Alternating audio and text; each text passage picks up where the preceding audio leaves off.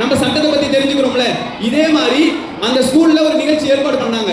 அந்த மாவட்டத்தில் இருக்கக்கூடிய அந்த குழந்தைகளை பாதுகாக்கக்கூடிய ஆபீசர்ஸ் இருப்பாங்களே, அவங்க போயிட்டு அந்த ஸ்கூல்ல ஒரு ப்ரோக்ராம் நடத்துறாங்க. இப்படி போக்சோ அப்படின்னு சொல்லக்கூடிய protection of children from sexual offence act அப்படின்னு சொல்லிட்டு ஒரு சட்டம் இருக்கு.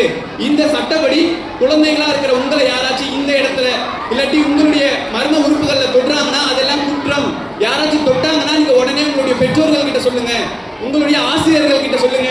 அப்படி இல்லாட்டி 1098 அப்படின்னு சொல்லக்கூடிய கவர்மெண்ட் ஹெல்ப்லைன் நம்பருக்கு கால் பண்ணி கம்ப்ளைண்ட் பண்ணுங்கன்னு சொல்லிட்டு கிளாஸ் எடுக்கிறாங்க.